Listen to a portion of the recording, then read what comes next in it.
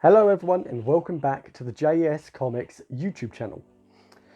Today we have round two of OC reviews. If you do not know what the premise of OC reviews is, you guys submit to me your OCs. I go through them and give my honest feedback on points that you should improve on, or points I believe you should improve on.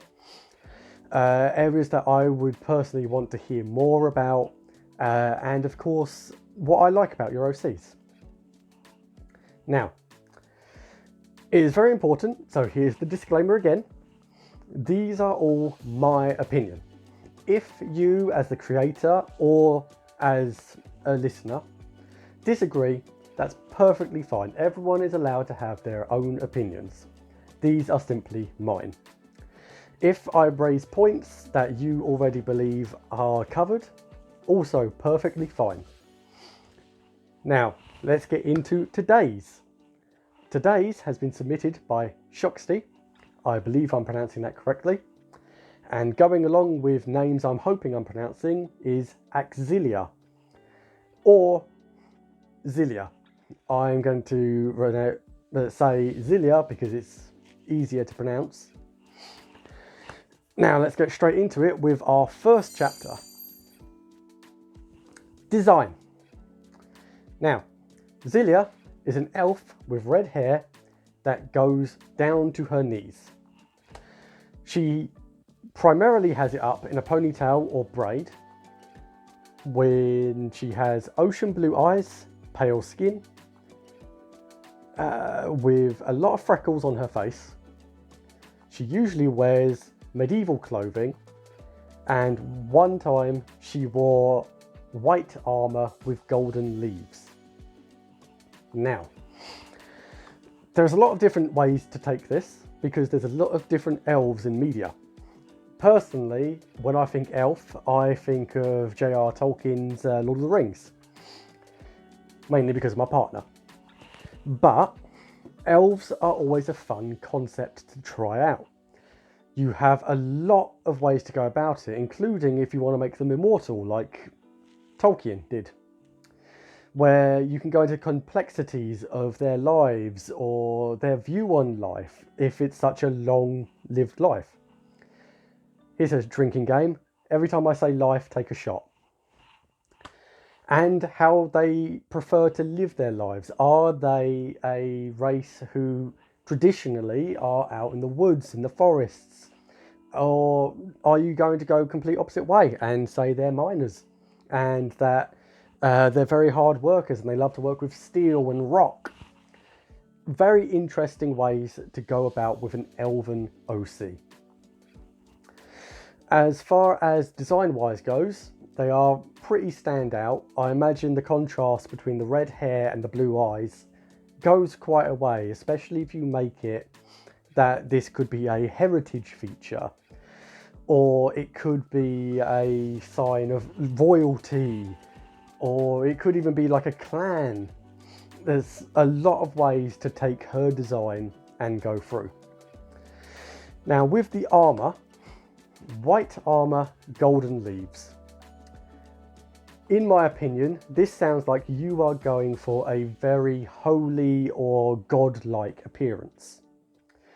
Again, you could go through with how other races view elves. Do they view these long-lived creatures as godlike because of their near or immortality? Another concept that would be very interesting to try out. Moving on. We have backstory. Zilya is born amongst a nomad family. They gathered and hunted, and this was their way of survival. When Zilya is 13, she finds her parents laying in the grass, pierced with an arrow through their heart. She was a gatherer herself and couldn't use weapons with arrows. When the elderly found her, she got the blame for her parents' death. She ran away and met a boy barely 2 years older than her. He trained her and taught her the ways of the village and cities. Eventually, Xilia's abilities got noticed by a clan, and they decided to train her for further to be a guardian of their goddess. Okay, already I am viewing a little bit of a plot hole. You have stated that she was a gatherer in her nomad family. However, being a gatherer meant she was not able to wield the weapon that was used to kill her parents. Traditionally, in nomad families, it is very close-knit. Everyone knows everything about everyone. So how would they not recognize that she is unable to kill the parents? Furthermore, why would they blame it on a 13-year-old child? And especially if we're going to go into the concept of immortality or very long lives, does 13-year-old in elven years translate to 13-year-old in human years? These are a few little things I'm already picking up on. They aren't too bad because you have time to think of answers or to tell me that I'm wrong and say, hey, no, they blame her for XYZ. But from my point of view, it seems kind of unjustly to blame her. Like perhaps even having a person who was against her in the higher ups for whatever reason. Maybe she was loved too much and they just hated that and wanted her out. These are things I personally would already begin to think about before moving on with your character. Overall though, being raised as the guardian of the goddess goes along very well with the armour, and I personally find the idea of an elven protector quite inspiring, because usually you see that rather than being protectors, they're the ones who have to be protected, especially depending on what sort of media that you are actually viewing. But it is a nice way to show that she is on her own feet. Next we have abilities. Axilya is a druid. In my book, it means that she can change the shape of her body into the one of an animal as long as she had her soul contact with it once. Axilya is able to control the 4 elements, fire, earth, water and air, but only to certain limits. Limitations are character. I will say it right here, right now. I believe that a character can only be as strong as their weaknesses. Now, what I mean by that is weakness is usually shown as, oh, this is what they're bad at.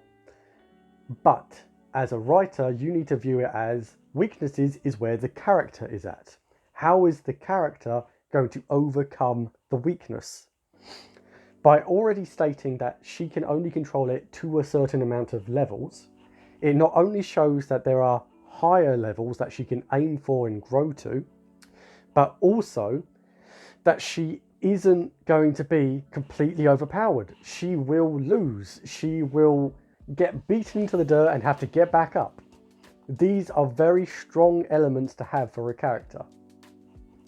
Now, you haven't stated just how much control she has, so I'm going to view it as more like Avatar: The Last Airbender, where he had a base level control, but he had to develop his skills along the journey. What I don't quite understand is your wording of her soul has to contact with the animal. Do you mean that they have to be physically in contact? Do you mean she has to do some form of ceremony to contact them? There's a lot of things here that, again, just need a little bit more detail, especially when you're just giving an overview like this. However, whilst you're stating that she does have weaknesses, you have already answered one of my questions. Axilya can control the 4 elements, but has pyrophobia, so she does not use fire. Why? What I would go for is, rather than having an arrow kill the parents, have them die by fire. This not only gives more reason as to why they would blame her, because she already has some level of control over fire, but also it would explain the pyrophobia. And then you can go into the trauma of having her needing to use that element against someone, and having to overcome that fear will raise your character way higher, because fear and overcoming it is something everyone can relate to. I'm relating to it right now by making videos. So it is a great foundation for a character to be able to display fear and to overcome said fear through trial and tribulations. Now, we're going to have a little bit of a difference, because Shoxti has included fun facts about their character. Axilya accidentally knocked a guard unconscious while helping another guard from their goddess. She doesn't curse with "oh my god," but curses with "oh my goddess" instead, since she highly believes in a goddess. Now, in your world, this goddess is going to be previously established. I would ask, do you have gods and goddesses? Is this like the Greek pantheon? Do you have a lot of them, or are they race-based? Do the elves worship one god and the humans worship another? Or is this more of a, you have one goddess ruling the world? I would like the answer to that one. Overall, I love the idea of an elven priestess guardian who's dressed up in all armor being a badass. I'm imagining giant crystals glowing beside her as she forms ice to vanquish her enemies. It is a very fun concept. Going forward, you seem to have control over how much limitation they have, and seem to be recognizing that you cannot just make a character powerful for the sake of being powerful. That is a very good part to have. But again, I would have a few thinks about where your story is going, and the backstory especially. I can see a lot of ideas sprouting with this character in mind, but I feel that if you change the backstory to have the whole her parents killed by fire, that would give a lot more leniency and give you a lot more agency with her phobia of fire. But hey, that's my opinion. Thank you all for watching. If you still are, please remember to like and subscribe. For every subscriber I get, the hopefully higher quality I can make these videos. If you would like your OC reviewed, join the Discord down below. And aside from that, have a great day. Thank you all for watching.